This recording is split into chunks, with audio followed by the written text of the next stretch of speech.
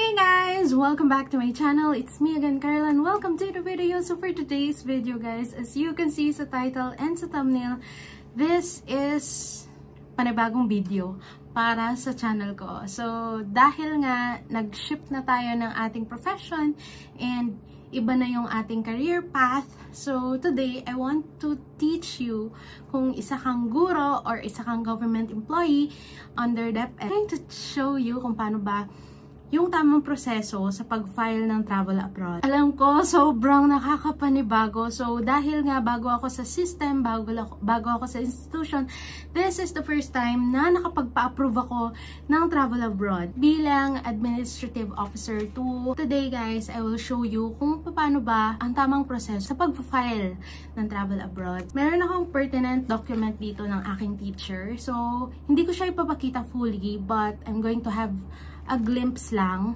ng kanyang papers, kung paano ba siya or ano yung una-una dapat i-process. So ngayon guys, I have here the pertinent documents ng aking teacher. So I'm gonna hide the name. So this is a pertinent documents of my teacher, vacation to travel, or this is a travel abroad document ni ma'am. Bago kami nag-process guys, kailangan talaga almost 3 or mga 2 months before nakapag-file na kami ni ma'am ng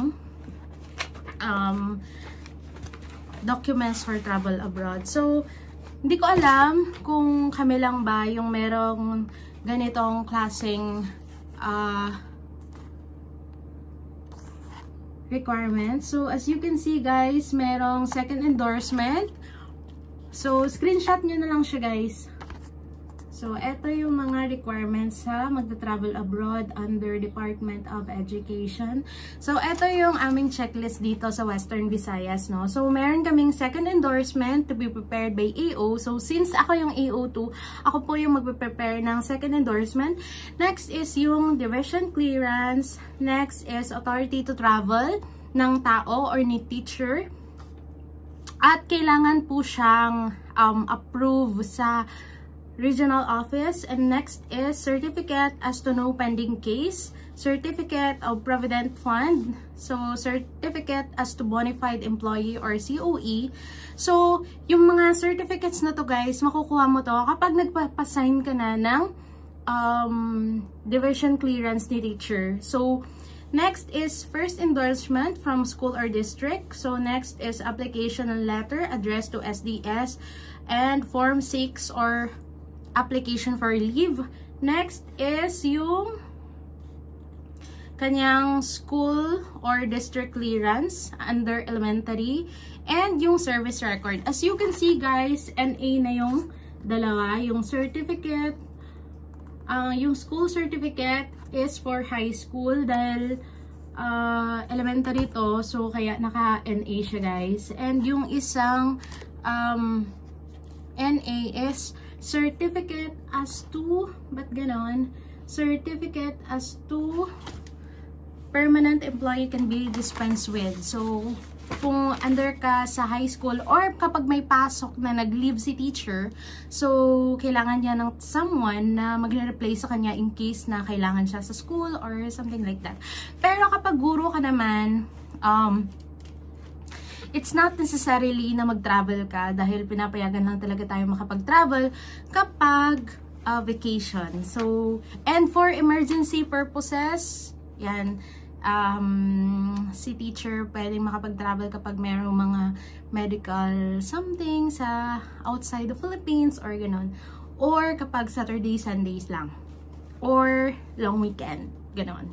So, next is, yung unang-una ko talagang ginawa guys, is yung service record. So, service record, ayan, ni teacher. And then, pasaynan mo yan sa inyong administrative officer 5. Next is yung school clearance. Yung school clearance ni teacher. So, eto, school clearance. Ba't ganon? So, I'm gonna hide it. Next, sa school clearance is yung district clearance naman, guys.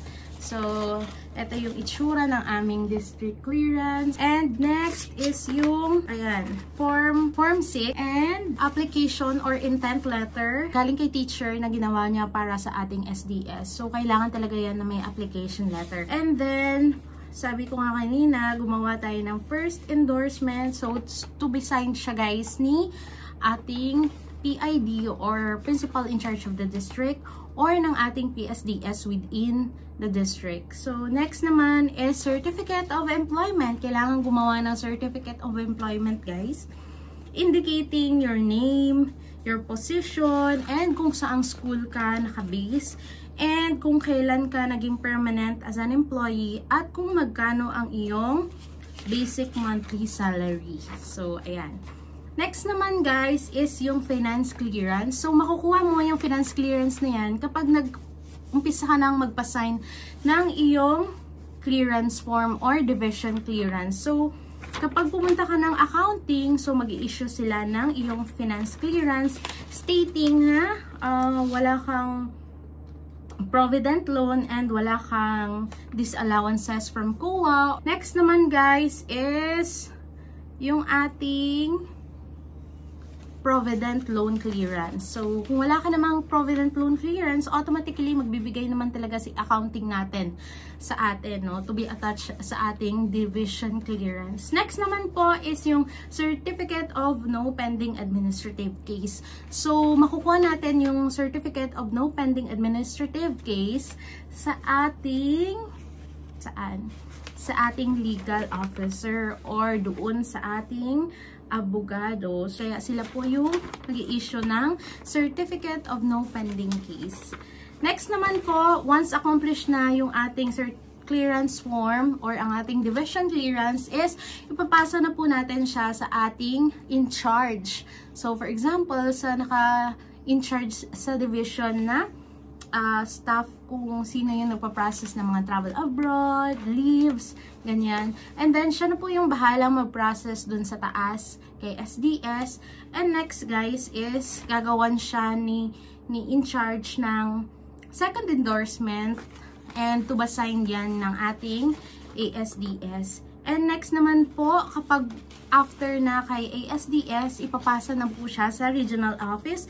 And yung regional office natin is mag-i-issue din siya ng certificate of certification, certifying na si ma'am or yung guro nating aalis has no pending administrative case. So, ayan, stating na pupunta ka sa Singapore or sa anong mang bansa with the date duration ng travel mo. And then, next naman po is yung,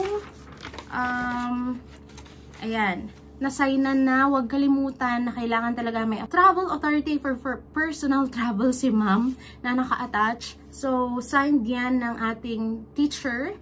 Next is signed ng ating SDS or ng ating Schools Division Superintendent. And ipapasa siya sa regional office, no, to be signed ng ating regional director. So, once signed na yan, guys, so pasalamat tayo kasi parang clear na sa sikat ng araw na go na ang ating travel abroad. Next naman po, once na na-accomplish na yung iba, is mag-a-attach din yung regional office ng third endorsement. So, dating dito yung pangalan ni teacher, tapos yung kanyang position, and kung saang division, and kung saan yung travel niya, at saka kailan yung kanyang travel date. So, to be signed yan ng ating regional director. So, sobrang dali lang guys ng requirements ng travel abroad. Kaya, if ikaw teacher, i-grab mo na yung opportunity na makapag-travel ngayong vacation. So, bago mag-vacation guys, i-file nyo na siya kasi baka minsan merong konting aberya or for example, yung ating mga signatories na mga tao sa ating travel abroad is currently unavailable or out of town. So, dyan tayo mahihirapan. But as to the requirements, kayang-kaya na natin siyang i-comply.